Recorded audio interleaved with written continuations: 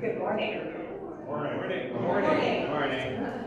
I'm so excited to see all of you here for a 9 a.m. session on data on the last conference day. Congratulations. I'm Patricia Kiernan-Johnson, Director of Marketing and Communications for Opera America. Again, welcome. Thank you for joining us. Our speaker today is Anya Voss, Director of Southern Methodist University's National Center for Arts Research. We will be hearing from her very shortly. We'll get out of your way soon enough. As you know, of course, the opera field has been really increasingly focused on the value of the necessity for rich research and quality data. And a large part of this has been our work with the Wallace Foundation, which has been a generous partner and is our sponsor of this session. In your registration packets, you received copies of Taking Out the Guesswork, as well as the Austin Ballet Study. There are additional copies of those available to take home with you. And of course, there are many more publications available on the Wallace Foundation's website at wallacefoundation.org. Or let me know, and I'll be happy to point you to the ones that are most useful for your work. And of course, as well, Opera America has long been an advocate of data through our professional opera survey. And you may know also that this data is available for customizable benchmark studies for your organizations. We are happy to help you out with that. You just let us know and we can tailor it to fit your needs. We're really excited to have a new partnership with NCAR, as well, that expands that capacity and benefit to our members. So this is all a lot of great things coming together. Two things logistically I want to point out. One is we are taping the session, so just keep note of that. And following the session, we'll be sending out a very, very brief, brief 2-question survey. If you would do me a favor and fill that out, that would help me out very much. Thank you for joining us. Thank you very much, Patricia. Boy, what an honor to be here. I can't believe 9 o'clock there are this many ladies. How many of you here really love data? Whoa, you are my people. This is great. Have you heard of the National Center for Arts Research before today? Some of you, yes. For some of you, how many of you, this is the first time you've heard of us? We've only been around for about 3 years. My dean's assistant still calls it NASCAR. My feelings don't get hurt. I'm glad you're here so that we can introduce you to some of the work that we do. You know, I think there's a lot of people that wear Fitbits. Is anyone here? What does that Fitbit tell you? Your stats. So how many steps you take? Heart rate, calories, things like that. But just because you know those things doesn't necessarily make you healthy. It's a tool, it's a metric that helps you monitor how's your health. And so I am fully aware of the fact that all of the statistics, the data that I present, some people look at it and go, oh, that's just a bunch of numbers, they're metrics, but they're a means to an end. They're not an end unto itself. So I'm going to start off by sharing with you a little bit about what is NCAR, and then I'm going to walk us through some of the statistics that are germane to opera companies relative to other arts and cultural sectors. And then I'm going to walk you through a dashboard that NCAR has created that customizes every arts organization's health relative to other organizations like it nationally. And since you guys complete the Opera America survey through the cultural data profile with Data Arts, you have a dashboard already, whether you know it or not. So let's go ahead and get started. If at any point during the presentation you have questions, please stop me and ask. Because if you have a question, probably somebody else has a similar question. So NCAR's vision is to act as a catalyst for the transformation of the national arts and sustainability of the national arts and cultural community. And our mission is to be the leading provider of evidence-based insights that enable arts and cultural leaders to overcome challenges and increase impact. And this part is really important to me. NCAR, there's Americans for the Arts, which does a wonderful job of doing research that looks at the impact of the arts on society. There are other research areas that look at the impact of arts and culture on education. At NCAR, our target audience is you, arts and cultural leaders. Our philosophy is that if the organizations aren't healthy, they're never going to have all that impact. So let's have a quiet space where arts and cultural leaders can get more information back out of their own data. So how do we do this? We work with a lot of partners. NCAR itself doesn't collect data. And the reason that we have all these partners is because we envision kind of our model of the arts and culture ecosystem. We know running organizations don't exist in a vacuum, they exist in communities. So how can we connect community data to the organization level data? And what effect does public arts funding have on performance as well? So where do we get our data from? The arts and cultural organization data, our partners are Data Arts. I'm very proud and happy to say a recent partnership with Opera America, League of American Orchestras, Theater Communications Group. You know, those are all very discipline specific or with Data Arts geographically specific. For the pieces that we can't find deep dive of data for, we have data from National Center for Charitable Statistics, the IRS 990 data. So we have data on every arts organization in the country with a budget above $50,000. It's a mile wide and an inch deep though. We tie all of that to community data through the US Census Bureau and through TRG Arts is another one of our partners. How many of your organizations work with TRG Arts or have your data in a community profile? Some of you, okay. And then public arts funding from NEA, INLS, NASA, and Americans for the Arts. So once we have all of this data, how do we make heads or tails of it?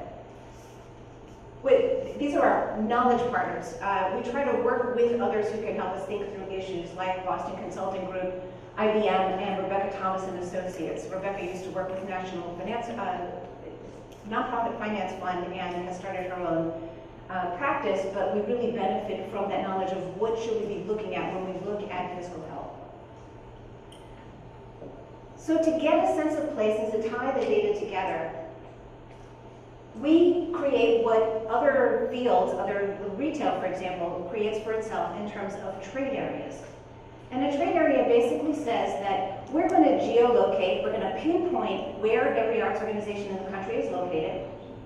And by doing so, we're going to connect it to its neighborhood's Census Bureau data. So we can see who lives nearby, what other businesses operate nearby, how many other arts organizations are there in the area. This is my hometown, New Orleans, so this is the fictitious ABC Opera Company located in the French Quarter, which would displace, I would say, probably an entire square block of the French Quarter. But we weight most heavily the characteristics that are in the closest part of the neighborhood. And then we slowly start weighting out the community characteristics as you get further and further from the organization, which makes intuitive sense, right? You know, I think we all like to think that we do such amazing heterogeneous work that anyone from within a 50-mile radius is going to come. But when we look at the data tells us that the arts are really pretty radically local, that there's a much higher likelihood of engaging with the organization if it's nearby. So now that we have the data, we figured out how to connect it all. We go back to our mission statement and we said, well, what are the key performance areas to assess? And we started out by asking the field. We spent about a month talking with people in the field, talking with consultants about how should we measure health. Because if we want to help organizations overcome challenges and increase impact, we have to be able to know what do we put a finger on the pulse of. And going through that exercise, we got back 184 different answers for how nonprofit arts and cultural organizations measure health. I'm not going to walk you through 184. We don't look at 184. We've boiled it down into these 9 big bucket areas and 27 different metrics. So we look at, in our reports and on the website, findings related to contributed income, revenue, earned revenue, marketing impact, bottom line, balance sheet expenses, community engagement, program activity, and staffing. So an example. What is return on fundraising? Or what is the amount of total contributed revenue that an organization brings in relative to every dollar that it spends on development, on fundraising? And we look at each of these questions in 3 ways. What was average performance? And then we look at what drives performance. And ultimately, what drives high performance? And that's where the dashboard comes in. So let's go ahead and get started. I'll share with you some of the averages related to APA. We'll start with return on fundraising. So total contributed revenue to total fundraising expenses. Here's APRA at 856. What do you look at? What do you take away when you look at this chart? Any observations?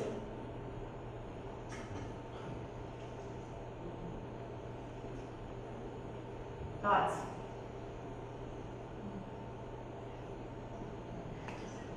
Yeah?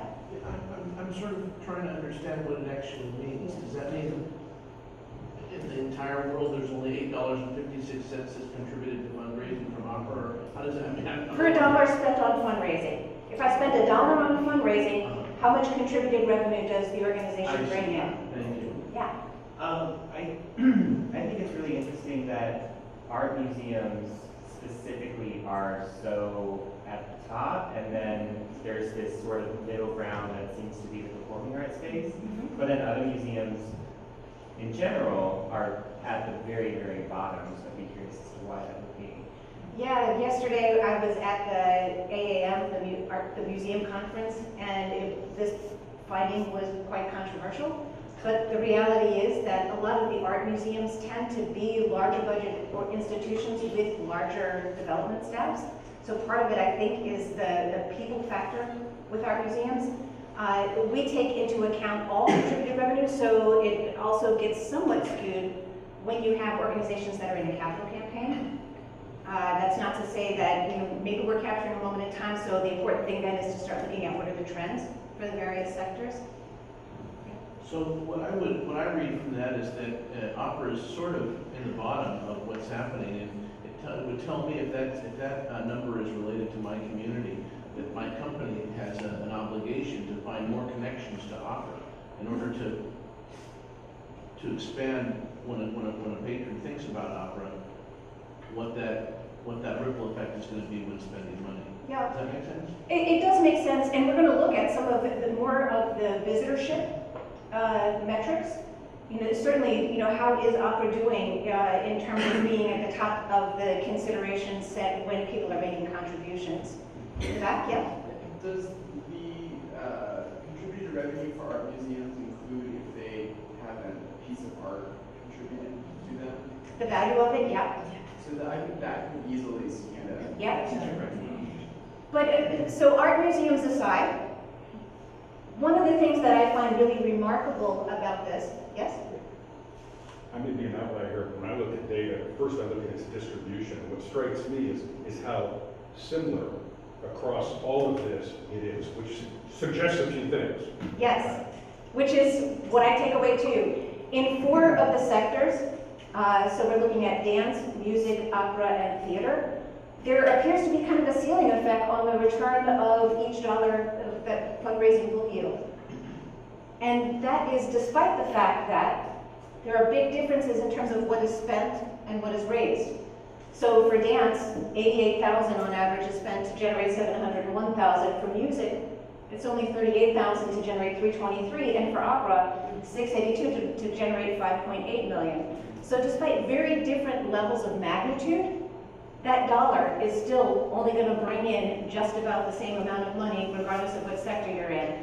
So I look at it and I think, well, in all of the visual and performing arts sectors, I should also point out that 50 to 58% of all of the fundraising expenses goes to fundraising staff, to compensation. For opera, that happens to be 54% on average. Suggests to me that we're all kind of doing the same thing. We're in a mold.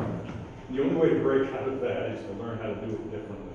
Well, and that's where we get to the high performance, right? So this is average. This is a starting place of looking comparatively. I look at this and say, if you want to raise more money, you have to spend more money. And you have to spend more money wisely. So for anyone who's been in a situation where your board is saying, we should be upping the contributed revenue goals, and at the same time saying, cut the development budget, this is good proof to go back to and say, well, wait a minute, that doesn't really seem rational. On average, this is what you can expect from the average organization. Unless you're doing something exceptional, these happen to be the returns. So if you want to raise more contributed revenue, consider how much of the contributed revenue of the fundraising budget are you willing to go? And what is that relationship like? Another metric. Where you operate matters. So with NCAR's reports, we look by arts and cultural sector. We also look by different geographic markets. We also look by size. So this is a finding that I took away saying, let's just look at these different markets, New York, LA, Chicago, San Francisco, DC, large markets. There were 7 large markets. Dallas is one of them. Dallas, Houston, Minneapolis, Atlanta, Phoenix. There's a number of them. You can look on our site for the list. Medium markets, which actually tend to have more arts organizations per capita than the large, but lower population. Small and then very small. And when I look at this, I know from the data that in New York organizations have twice the volume. They spend twice as much and they bring in twice as much as other organizations in other markets. But I also look at a discrepancy. It's twice as hard to raise $1 in San Francisco than it is in Los Angeles. Organizations in Los Angeles, on average, spent less in fundraising than organizations in San Francisco, but brought in more than 2 times the level of contributed revenue. So I look at this and I think, what is in the water in San Francisco? And you know, in talking with some theater leaders about this, as soon as I presented this finding, immediately they said, let's have lunch because we can tell you. And San Francisco happens to be one of the top, I think it's ranked number 5 from Chronicle of Philanthropy in terms of philanthropic markets. It's high philanthropy, but the philanthropy is not for the arts. That it's young entrepreneurs who are, you know, very, they want to have a big impact, but most of the philanthropy is going towards social causes in other countries, going towards education. So we're seeing a generational shift happen. The people in San Francisco say, watch out because we are the canary in the cave, that as millennials start aging and becoming wealthier, watch for what their giving preferences are. I'm going to give you a second just to kind of take this in. What we look at here is where there's a sharing of values, there's a flow of resources. Who gives to what by sector? So here you have this bright orange is the level of trustee contributions that came in this year to cover this year's expenses as a percentage of total expenses. The blue is individual contributions, the yellow is corporate, the purple is foundation, and the green is government. What do you take away from this? What was that? We rely on our trustees. You really rely on your trustees? Opera has amazing philanthropy from individuals, whether trustees or from non-trustee individuals. That's really where the bread and butter of philanthropy is coming. Like almost 25% of total expenses are covered just by the people who are in your community. It's really remarkable. What do you notice about corporate giving? It's pretty standardized across the board and it's really tiny. So we're not talking about the portion of corporate that might go into earned revenue just as a sponsorship, but corporate philanthropy. I know here in Dallas there are conversations all the time about organizations should be doing a better job of getting corporate money. There's a lot of corporations here. We should be getting, does that resonate for you? Yeah. The fact of the matter is it would be exceptional for your organization to get up to 4 or 5% of your total expenses covered by a corporation. Yeah. So going back to your earlier point about there being different sizes of average spending for these categories of organizations, would you say then that the percent that comes from corporate is a matter of like a success, just an overall success rate? Because obviously these different people would be asking for perhaps different levels of support. Absolutely. So these, and we'll see in a second, regardless of whether an organization is small, medium, or large, the percentage for corporate doesn't really change that much. Absolutely, the absolute dollars are going to change if it's a large institution of what 2% means. But it's just a question of when you're thinking about where can growth come from as an organization, just be realistic. There are organizations that exceed these averages. Of course, these are just means, but on average, it's a reality. You know, the combined level of expenses supported by these 5 major sources It does vary quite a bit from sector to sector, as does the distribution of funding by source. When I looked at this, I thought, well, this is really kind of strange because you look at art museums and only 18% of contributed revenue is coming in this year for this year's activities from these sources. I would have expected a lot more than that. And so we started digging a little bit deeper to say, how does this vary by size? And what we see is that for small organizations versus medium versus large, the level of revenue coming in this year from these 5 sources for this year's activities diminishes as the organizations get larger. And so we think, well, what else is going on? That 22, 29, 32, that's other contributed revenue. And what we find is special events, parent organization support, United Arts funding, in-kind support. The biggest of those is the net assets released from temporary restriction. Boy, that sexy accounting term, right? It's NARTAR. And what is NARTAR? It's the money that we got in a prior year, a commitment released for this year's activities. And the more I think about that, the more I realize that the larger the organization, the more diverse its contributed revenue, and particularly with respect to the resources related to long-term plans, higher NARTAR. The larger the organization, so perhaps when I think about a key to growth, and Michael Kaiser says this all the time, that if you want to grow, to start thinking about what is that ambitious project 2 to 3 years down the line that we can imagine, that we can start generating a lot of enthusiasm for now with our donor base. When we do something that's artistically ambitious, that garners a greater sense of community excitement.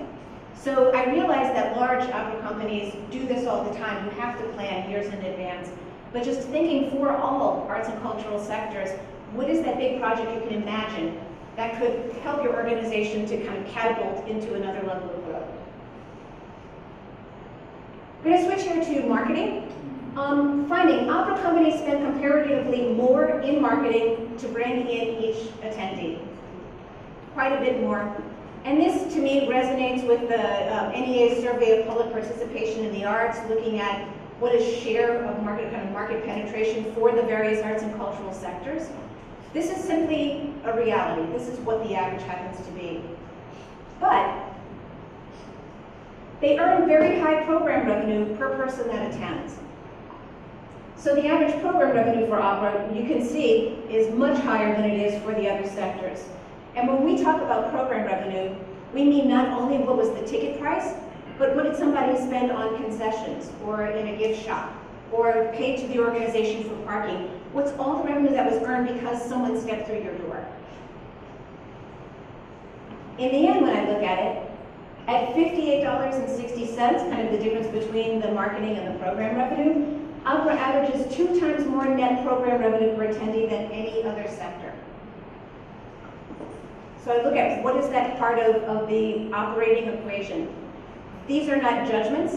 These are simply a reflection of what are the facts about different sectors.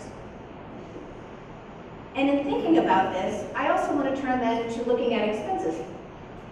Because opera companies and orchestras put more resources into paying artists and into programs than any of the other sectors allocate to total program. I mean, you look over here, the green bar is how much of the total budget is going to pay artists and program personnel, so technicians, run crew, etc. For opera, that's 66%, which is higher than what most other sectors pay in entirety on programs as a percentage of total budget. The blue part just adds in what is physical production. So when I think about that and I put it together with the program revenue statistic, the higher net program revenue, it seems to me, that opera companies earn, gets invested into the work on stage. So looking at the metrics, but not looking at them in isolation, but looking at them in terms of what is the narrative that they tell you about a sector.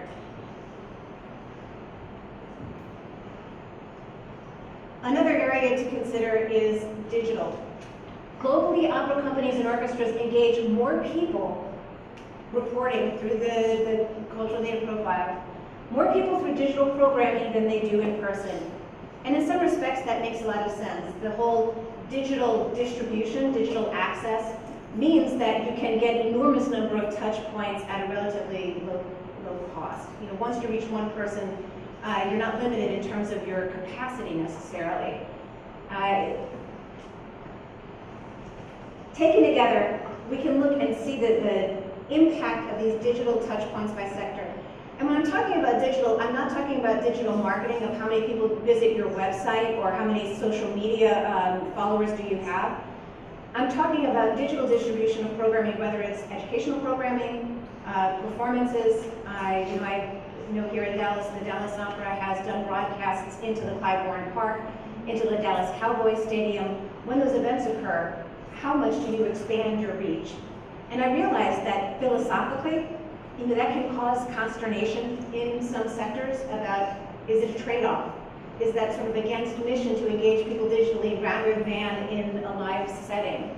I'm seeing some head shakes. No, I think opera is way out ahead of certain sectors like dance and theater, where there's still a lot of resistance to the idea and figuring out, well, how, if we wanted to do this, how would we do this in an effective way? And for in-person engagement, so this is the percentage of the local community that is engaged. You know, art museums, again, this kind of mirrors the Survey of Public Participation data for opera. So this is not looking across all communities in the country, what percent go to opera. It's only looking in communities where there's an opera company. What percentage of the local community attends? And what we see that there's no more than a 1% change here in any arts and cultural sector over time. When you look at the digital, this data is going through 2013, and you can see opera really took off from 2010 to 2013. So I look at where is growth in the future, and how are you going to take now those people who engage with you in a virtual space and convert them into loyal patrons, to people who will come and make a repeat visit or consider making a contribution. That's where the strategic savvy is going to start coming into play. So, those are a few of the statistics. If you go to NCARSite and you look, we provide averages across all of these 27 different measures. You're welcome to explore them further by sector, by size, by geography, to look at trends. But I'm going to turn attention now to what explains average performance, because to me this is where it gets exciting. If all I did was report on what was historical performance, I really wouldn't be able to tell a whole lot related to mission of helping arts and cultural leaders overcome challenges and increase impact. To overcome challenges, I have to know what are the levers that affect that performance. Ultimately, that's going to get us to high performance. So to understand what drives performance, I'm going to take an example. So what we want to do is contextualize what we should expect of an organization's performance. Here, this is just from the data. We know that on average, art museums have higher average annual attendance than do opera companies, which have higher average attendance than do dance companies. So one thing that explains what you would expect of attendance is which arts and cultural sector is the organization in. But if that's all I looked at was what's the sector, I mean, you're all opera companies, do you all have the same attendance? No. I have to put everything else into the soup that's going to have an effect on attendance. If I really want to be smart and precise about contextualizing an organization, I have to consider its sector, but also its budget size. How old the organization is. What is the percentage of new works that the company does? Because we know that that also impacts attendance. How much square footage? What is the seating capacity of the organization? That's going to have an effect. We also know that there are characteristics from the local community. So if I'm an opera company that happens to be operating in a low-income community, perhaps with a smaller population size, I'm going to adjust what I would expect your attendance levels to be. We also know that public funding for the arts if there's more of it in a community, that has an impact on attendance as well.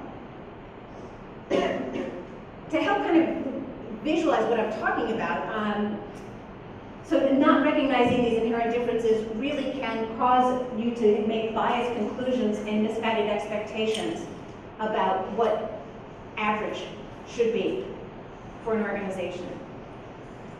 So I think about these characteristics, using the analogy of golf. Are any of you golfers? One? Have the rest of you ever seen golf on television? So you know what I'm talking about when I say golf, okay. Within the sport of golf, they make adjustments to the tee boxes. So they put the tee box for women closer than for men, and they put in front of the women's tee box a tee box for seniors. By doing that, they are controlling for or adjusting for age and gender. The point of doing that is trying to create a level playing field so that everybody has an equal chance of getting the same score. So that's what we do with the data. We try to make adjustments that control for certain factors that would give everybody an equal shot of hitting what is their average performance. But we know just because we can change the tee boxes, does that mean everybody gets the same score? No. What comes into play? Skill. You know, there are people that wind up like this.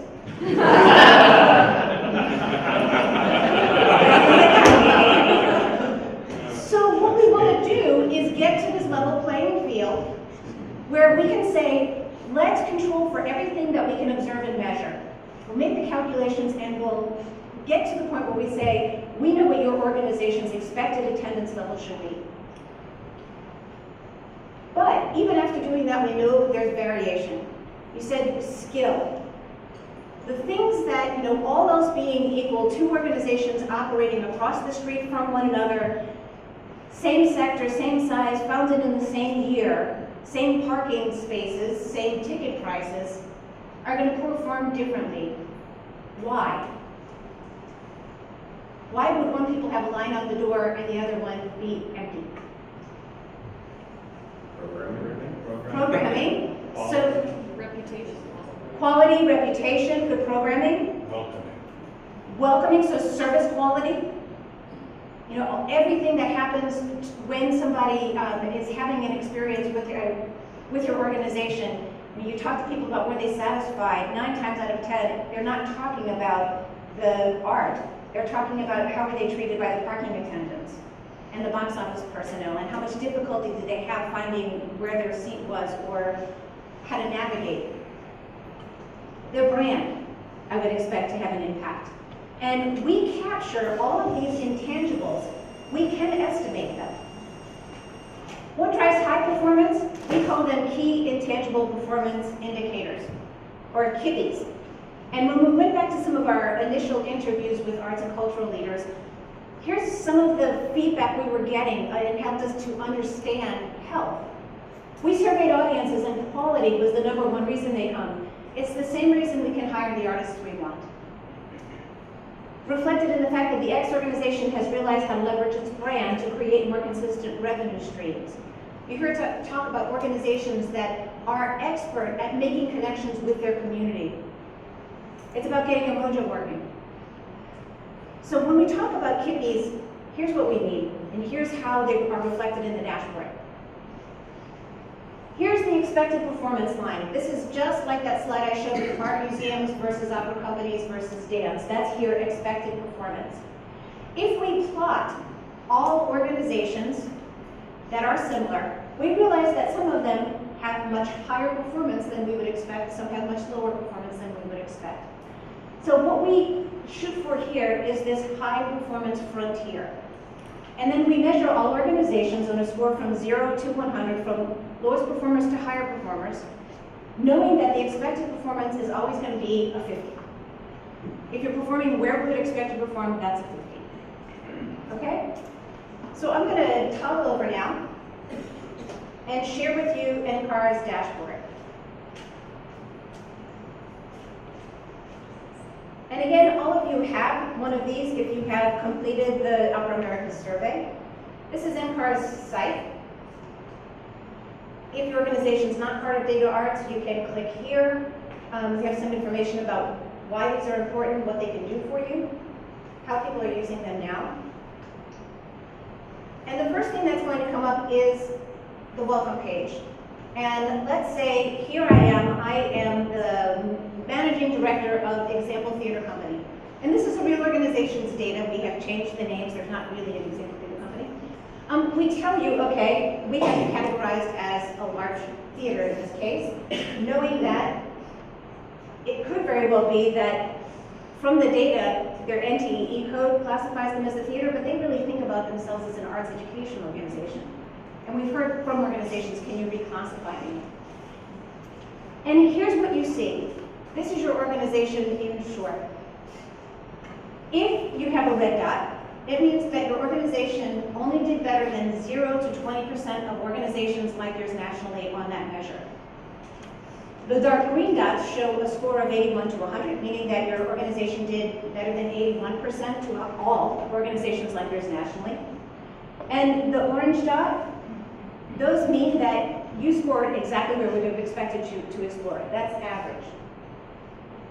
You see those same 9 big bucket areas that I showed you before and that we report on? And then some things to keep in mind and to point out.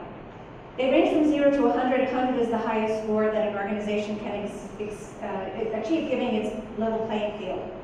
But scoring high could indicate that the organization is achieving its goals, or you actually may want a low score on some measures. So this is not prescriptive. You know, if I'm an organization that is in a low-income neighborhood, and for mission-related purposes, I keep prices very low or free. I don't have concession sales. I am really trying to just do a lot of outreach in an underserved community. I am not going to strive for high program revenue per attendee. In fact, if I was achieving high program revenue per attendee, I would probably be doing something wrong. I would be going against mission. So organizations don't prioritize every performance outcome. There are 24 of them. Pick your top 5. You decide what's important. We have them there knowing that many organizations have a variety of priorities. KIPPs aren't prescriptive. They show you where you are. You decide where it is that you want to be. And I will tell you, we don't share your organization's scores with anyone but you. We are not going to out your organization's performance to a funder, to anybody else. We share the login with the organization's leader, and then you decide if you want to share your scores with anybody else, but that's your business. We won't do it for you.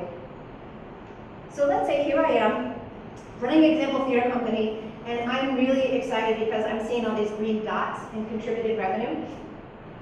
So I'm going to click on it, and I get my summary in a little bit more detail for each of these measures.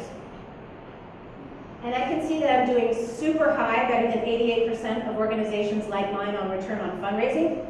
I'm above 60% for unrestricted contributions, trustee contributions, corporate and individual contributions. And I am middle of the pack on foundation support and government support. And let's say me at Example Theater Company, I'm not too surprised because I'm in a state that has very low per capita state funding. So I wouldn't necessarily expect to be high on that. Maybe I wish I was higher on foundation.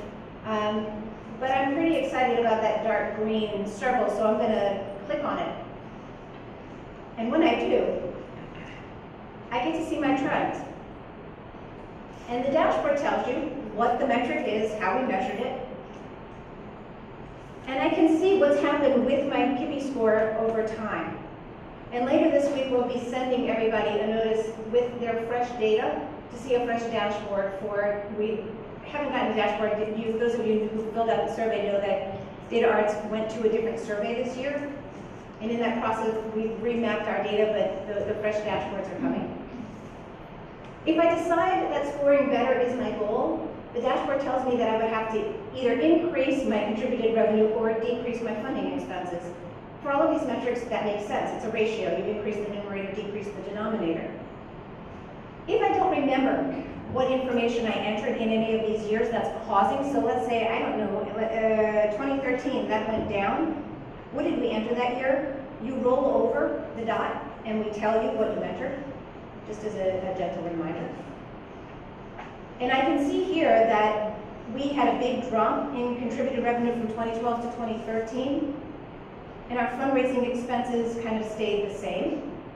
And our fundraising expenses shot up while our contributed revenue kind of just been slowly increasing. But this is great. I'm very excited to see the effectiveness and the efficiency that we have in terms of contributed revenue. I'm going to go back and I'm going to look at a couple of others. I'm really excited with individual contributions. We've been spending a lot of time in front of them focusing on loyalty with our donors. And here I can tell with my board, not only have we been building our individual contributions by looking at the center chart, I can see that relative to organizations like ours nationally, we weren't doing so hot in 2011, and I knew that, and now we're doing better than 76% of organizations like ours. I'm going to hop over to looking at earned revenue. Not surprised, we're kind of average on how much earned revenue covers expenses. That's fine. Program revenue per attendee, we're just about average. Relational revenue. This is a comparison of my subscriber, if I was a museum, it would be my earned membership revenue, relative to expenses. And I have a 61, so I'm pretty happy with myself. I've got increased growth. As I said, we've been focusing on loyalty. And look at this. We went from orange, we're finally crossed over into a green zone. So this is information that I can celebrate with my board. It's information that I can celebrate with our marketing committee of the board. And you can see, you know, we went through a tough time. Our membership revenue decreased from 11 to 12 to 13. We cut expenses. We cut the budget in response to that. We kind of had to. And since that time, we've been slowly rebuilding and trying to rebuild responsibly. And that's starting to show. Well, I'm thinking about earned revenue. I'm going to go to marketing impact. And wow, okay, so response to marketing is how many people came per dollar spent on marketing? What's the relationship between attendance and marketing budget? Return on marketing is how much program revenue did we bring in per dollar spent on marketing? What does this tell you? My score is super high on return on marketing, and it kind of sucks on response to marketing. What is my story there? You're not reaching the right people? What was that? No. I'm not reaching perhaps the right people. To me, this says I'm spending way more than I should have to bring in people. And when they walk through my door, I charge them exceedingly high rents. Yeah, my prices are probably really high, and I keep on my prices even though I'm seeing my attendance dwindle. That there's a real mismatch going on within my organization, and this is a real organization's data. So I'm curious about this. I want to explore the response to marketing. Wow, okay. So I knew my story. We were just bleeding audiences in 2011 and in 2012. I knew we weren't doing well relative to our own goals, but I didn't realize that we were doing this poor relative to organizations like ours nationally. I look at this and I see we have a real demand problem. We're having to spend way too much to bring in every person relative to our peers, that marketing really needs to be a focus. How we're spending money. Is it a marketing problem for us? Is it a programming problem? We need to have internal conversations about this. If I just want to be sure, do I have an attendance problem or do I have a marketing expense problem? I click on increase my score. And the dashboard can give me a kippy not only on the indices themselves, but on each numerator and denominator. And here I find out that, yeah, it is an attendance problem. Our kippy score is only a 30 in terms of attendance, whereas our marketing expenses, our kippy there was 61. So we're pretty efficient in terms of what we spend. We're just not getting the people in response to it. It tells me that Here we spent in 2015, we brought in 61,000 people. That our total attendance would have had to have been 70,000 to increase the score by 10 points. So with the dashboard, we try to provide some feedback to you, some guideposts of what your stretch goals should be if you do want to improve performance, kind of a what-if analysis.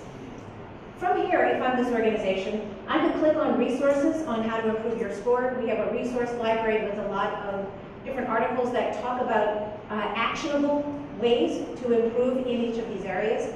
We also have a stable of national consultants who have gone through dashboard training. We have articles about how to choose a consultant, if you're so inclined.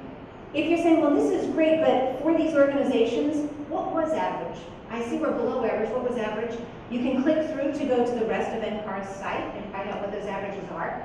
And I can also see what is it from the community and from organizations that would increase or decrease what expected performance should be. So I know that's my marketing impact. I'm going to look at program activity, which is people per offering. How many attendees do we bring in, do we engage per programmatic offering? And this is really a measure, a metric that kind of tries to see how well you're matching supply and demand. In your organizations, how often does it occur that when there are conversations about are we going to add a program, in that same conversation, is there a mention of, and what program are we going to cut? Rarely. That's not just in opera.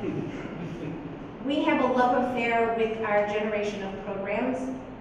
We love to launch new programs, and we rarely want to cut them. I had a museum director tell me when he got to his museum, the museum had 500 programs. And he said, what if we only had 300? And people said, no, you couldn't possibly cut 200 programs, it would kill us. He said, let's just try. And he did, and it didn't affect attendance overall. People who were engaging with the organization were engaged in other ways. And every program comes with a cost. So I'm not advocating for an ideal level, I'm advocating for, are you having internal conversations between artistic, education, and marketing that allow for an assessment of are you where you want to be in terms of the number of people you reach? And if your trend is declining, and I can tell you that in every arts and cultural sector except music, the trend has declined in people who are offering, that we keep adding and adding programming. At the same time, attendance growth doesn't keep pace with the growth in programming, and sometimes the attendance is actually decreasing as organizations continue to add programming. For my organization, I can see our score bottomed out and we're starting to rebuild. For this organization, it's apparent. 2011, 2012, we were in crisis. 2013, we started adding a lot of outreach programming, thinking our audiences aren't wanting to come to our current programming. That we need to start new offerings that are going to reach either diverse audiences in terms of cultural background, age. We're going to start adding. And I can see that starting to take hold and starting to rebuild, but it does make me question, what is it about our core programmatic offering? And towards that end, I'm going to look at expenses. So I can see here my organization is spending like other organizations like mine in terms of overall investment in program, but we fall a little bit short in investment in program personnel. And that tells me that of the total program expenditures, we're putting probably too much into physical production and not enough into paying artists relative to organizations like ours. Maybe part of our demand problem is the fact that if we shifted some of that and paid better salaries, we could attract better artists and have better programming, which would draw more people. This is an area that I think my organization really should have conversations about this internally. Staffing, visitor to staff ratio. How many of you have ever considered attendance relative to full-time employees? Some? So this is really looking at, for every full-time employee, if we continue to increase and increase and increase the number of people that we serve, what kind of burden does that put on the existing staff? It's kind of a staff capacity measure. if we're going to continue to expand, are we expanding our full-time staff commensurately or not? If I'm running an organization, for visitor to staff ratio, I would want an average score. If my score is too high, I'm probably going to risk burnout pretty soon. If it's too low, it probably means that I've got a little bit of slack in staff, that we've got more staff members, that we're bringing in people. Community engagement, again, I know I had a problem with my marketing, and it really hurts me to see, but our in-person engagement score is 19. We're only doing better than 19%, and maybe it's because my competition has changed, and that's not really the case. I can see that our local population has stayed pretty steady. The thing that's changed is our ability to engage them, which we're starting to rebuild. We don't offer anything digitally. The dashboard maybe makes me think perhaps that's a land of opportunity that we should consider, because we know that other organizations like ours are doing that and we're not. All right, bottom line and balance sheet, the last two. Bottom line, NCAR looks at it three ways. We look at operating surplus both before and after depreciation, and we look at unrestricted surplus, so all unrestricted net assets. And I'm super happy because these are all green. That's good news for me to share with the board. It's good news for me to share with funders. I want to look and see what is going on, and I can share my story. So yes, you can see that here, our operating revenue was only about 9 million, where our expenses were more like 12 million. We had pretty severe deficits, and that shows. We knew it. We knew that relative to organizations like ours, we were really doing poorly. But I can start to tell our story with the dashboard of how we've been able to improve that over time, and not just internally, but relative to other organizations like ours, we're really strong. And lastly, balance sheet. How many of you feel really great about your level of working capital? Me too. So I'm not really expecting great things in my balance sheet, but I have an 88 in working capital and 65 in access to available cash, which doesn't seem right. So this is one of those points where I get the email from an organization saying, NCAR, you must be wrong. What it tells us, because I can see here, in 2011, my organization had unrestricted current assets of 1.7 million, unrestricted current liabilities of 3.1 million, so negative working capital, and yet my score was a 77. What does that say? The whole sector's in trouble. The whole sector was in trouble. It wasn't just us. So that helps me contextualize when funders are looking at my financial statements, the fact that it wasn't just us, that we have really climbed out of the hole in terms of our working capital. That's been a really strong focus of my organization. But it wasn't just our organization. It was really something more endemic across all organizations like ours nationally. So how can the dashboard help you to have that conversation with board members, with funders? So when I stop and I think about my overall performance, the way I look at my summary, what I take away from it, is that we're doing really well on contributed revenue. I'm strong on my bottom line and my balance sheet. We're at national average, like on the revenue indices, on the earned revenue indices. Where we're really, really hurting is with respect to marketing impact and demand. When I think about my organization, we're falling short on our response to our programming. And this is an area that is ultimately really going to be to our detriment. We're able to build loyalty with people who are currently coming in, but we're not able to do the backfill of getting people to come on an acquisition basis. So what is it that we need to change strategically about how we're operating? This is an area where I wouldn't mind actually, with my response to marketing score, of going to a funder and saying, look, this is our response to marketing score. Here's our strategy, what we would like to get funded for, how we're going to turn that situation around. And you can hold our feet to the fire. At the end of the period, you'll have our KIPI score. on how we were able to improve our performance. We'll report that to you. So thinking about usefulness of the dashboard, kind of just in summary.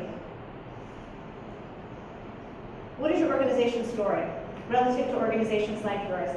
And of all the measures that you want to focus on, what are your top 5? What are the areas that you want to focus that measure what matters most to you? What are your areas to celebrate? And who are you going to celebrate them to? What are the areas that you want to change? So focus on, again, scoring high in every area may not be your goal, but decide where you want to be and make a strategy for getting there. How might you use this information and with whom? And in what areas could you use some help? You know, perhaps internally you simply don't have the level of capabilities or expertise, and that you need to turn to somebody external to the organization to get help. And with that, I'm happy to open it up for any questions that you have. Again, I want to just emphasize that if your organization completed the survey and your data is in the cultural data profile, then you have a dashboard. If you don't have your login and password, you can let me know and I can send it to you, and you should be getting an email when we update dashboards regardless, from DataArts and from NCAR. If there are any questions, then I will simply ask for feedback. We are relatively young. Do you find a tool like this to be useful? Yeah? How can you see using it? The example you gave just at the end about either the low score, finding funders to strategic plan appeals. Here's where we hope to be, and we need your help to get there. Great. In setting organizational priorities, looking and seeing where we need to set those priorities in order to improve. You know, sometimes we think we're doing a good job in our organizations, really without putting a finger on the pulse of, just because we think it's good, is it really good? Sometimes we surprise ourselves by how good we're doing. I've had a museum director call up and tell me that his scores on corporate contributions must be wrong, because he had a 67. He said, but we don't do that well. I was like, the news is that nobody else is doing that good. Really, you're doing well. You just don't think you're doing well. So how can that help you to contextualize it? Here and then there. Okay, you said if you have filled out a survey, where do you have to fill out a survey? How do you get into this? On NCAR's website, for the dashboard, if you just type NCAR Kippy dashboard, it'll take you to our homepage. There's a place there, you could just click a button and start the survey and start entering your data. And we've tried to make it as easy as possible for organizations that want a dashboard to be able to enter data and get this kind of information. Yeah? Is there any way to sort the data by geography? You talked earlier how geography definitely plays in here. It seemed like it was just art form and organization size. No, geography does come into play. So let's see if I can get back to NCAR's site. And I will show you just some 4 examples.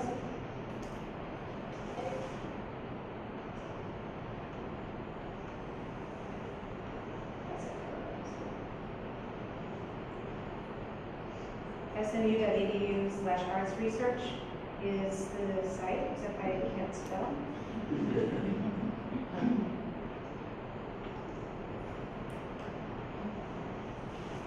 And so we also do a lot of white papers.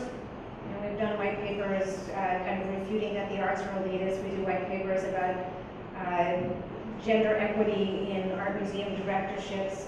We do an art vibrancy index that was published just 2 weeks ago. If I want to look, for example, here is NCAR's expense report, one we recently came out with. And I want to look by geography. So this is averages. You can see it's overall by art sector, by size, and by geography. Again, we have these major markets, and we can tell you how we got to which sectors. We provide a listing of all cities by MSA in terms of where they fall, if they're not in one of the top 5 markets, whether they're large, medium, small, or very small. So all of the findings are available and sliced by geography as well. And the reason that we have these markets clustered this way is because the data told us the market's clustered this way. We had 5 factors that we did it on, and they tend to hang together. So there was really no sense in just repeating for each of these cities the same data over and over again. Yes? I have a question, and I'm hoping we can dive a little bit into the community engagement bucket. Yeah. Could you just first start off by clarifying what the denominator is? Sure. So community engagement is looking at 2 different ways. We look, what is the reach of our community engagement? So your total touch points relative to your local population. Okay. So in some respect, it's kind of market penetration. But again, the market penetration, remember I showed that map of New Orleans? And I said we weight most heavily, closest to the organization and weight out. So we've adjusted what we consider population based on that spatial adjustment for population. So in the DFW area, I wouldn't say my population is 7 million. I'm going to say it's based on, for my organization, what is the spatially adjusted population? And then for that population, what percentage do I reach? Gotcha. And it's in person. Yeah. And then we do a second one that includes digital touch points through virtual programming. I have a quick follow-up to that. In the opera field, we've been talking a lot about our public value and civic impact. And it seems to be hearkening back to the Wallace construct of breadth and depth. This talks a lot about breadth and reach and footprint, which is one end of the pendulum. Is there any plans to incorporate number of impressions per attendee that would demonstrate some depth? So we are starting to get at that with the TRG Arts data. So to analyze that question, to answer that question, the kind of data you need is patron system data, which is a different thing. Yeah. So this is the organization level data versus the household level data. I did a presentation yesterday all about just findings from the TRG data and what we're starting to learn from that. So we are able to start to see where there's churn. I can tell you for a market that we looked at, the renewal rates, if you pooled the box office together for all of the organizations in that market, in total, 67% of them were renewing subscribers. So of subscribers, 67% were renewing subscribers. That was the highest, versus somebody that came in directly as a subscriber from another organization as a crossover, or was a single ticket buyer, became a subscriber. Within the single ticket buyer category, we had some who had come from another organization, some who purchased a single ticket last year, some who went from subscriber to single ticket buyer. Some, 57% of records were new to the market every year, meaning that that's an enormous amount of churn. 57% of people came once, didn't have an experience that was compelling enough to say, I gotta go do this again. So the whole idea of loyalty, depth, broadening is critical to our field. That kind of data would be difficult to present here unless I had the box office data of every arts organization in the country, which maybe one day I will, but I don't right now. Yes, sir, Becca. Just a follow-up question when it comes to geography and reach. Do you have a model or methodology for organizations that either are intentionally doing work in locations outside of their primary performance venue, or organizations who have a primary focus of drawing people from other states, other regions, other countries to their destination to map what that reach might look like? So we don't capture on an individual organization's basis how many markets it's touring to and what the population of those markets is, because we don't have that data. If we had the data, we would look at it that way. Looking at relative to local population is really just, here's a measuring stick. And it's not to say that, I wholly acknowledge the fact that one of our measures here is digital programming, and you could easily say, well, digital programming, that's not necessarily people who are in my local community. We're just trying apples comparison of we need some denominator. What denominator can we use? The more we do this and the better data we have, the more we'll be able to refine, exactly to your point.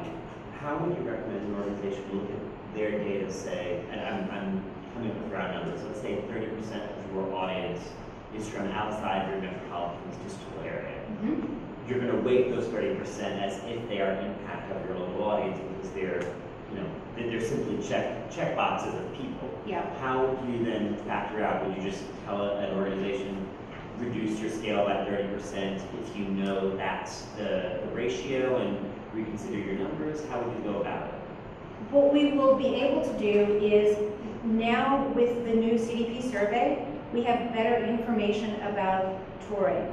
And so if we know as a filter that an organization is, let's say 50% of their programming is in touring, then we will go in and spatially adjust so that we're only taking into account half of the pressure on the local community. We can't tell based on where you're going what those populations are because we don't know where you're going. But we can say, okay, it's not right to just base everything on what percentage of the local community are they reaching because some of their programming isn't even happening in the local community. So again, as the data collection methods become increasingly sophisticated, we'll be better able to answer that question. Yes? Technical question sort of related to that. I can see how it's basically self-reported data. Yes, from And organizations. so my question revolves around what kind of quality assurance are you putting into that? I have a really wonderful research team and a postdoc, and a lot of the postdoc's job is looking for dirty data. This is really important because obviously you can look at your own dashboard and your own trend and you know you've been reporting consistently. Right. But when we do the comparative data, I worry a little bit on some of the indices. Absolutely, and I can share with you that on the dashboard itself, within the facts, there is a place where you can tell us. So one thing that I did take you to is up here in the facts. If you happen to be looking at your data and realize that, oops, I have a mistake, we tell you how to contact us and tell us how to correct your data. The first time I did a demonstration of the dashboard, there was an organization, a big performing arts center, said, well, I can see that my predecessor in the job used to report it this way, I've been reporting it this way, and that's why our scores are really wonky. So if I want to change that, what do I do? And we're able to help you do that. We've also recently gotten to a point where if you want to print out your dashboard scores, the print function is working a lot better. So you get all of your trustee or your contributed revenue indices kind of together. It doesn't look exactly like the dashboard. It's more kind of in with those circles, the modified circles in list format with trends. But we're trying to make it more user-friendly for people who want to share it in a hard format rather than sharing it digitally with other people. Yes? Thank you so much. I mean, I just want to express gratitude for your immense coordination of all of this. You mentioned new work as a factor and impact on your KIPI score. We talk a lot about work in the opera field. Can you tell us whether, on average, that is seen as a negative from your score or a positive, or how the opera field can interpret that information? Well, as is often the case with data, it depends. And when I say it depends on the outcome. So there are 24 different outcomes. Doing a higher percentage of your total offerings as new work impacts some outcomes positively and some outcomes non-significantly and some negatively. So if you're particularly interested in attendance in new work, so one thing I did not share with you, let's go back to just the regular website. Within the reports, let me quickly go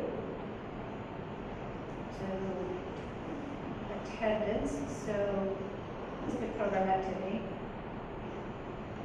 And you see that there's averages here. There's also another toggle for driving forces. Remember number 2, what were the things from the community and the organization that drives performance? It tells you how much each of the kind of big categories has an impact on performance.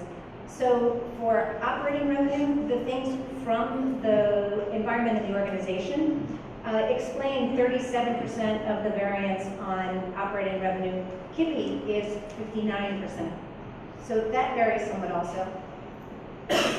But for any of these index-specific drivers, if I'm going to see what drives operating revenue, I get an explanation of to what extent do these various things positively or negatively affect. And it's just to contextualize yourself in space.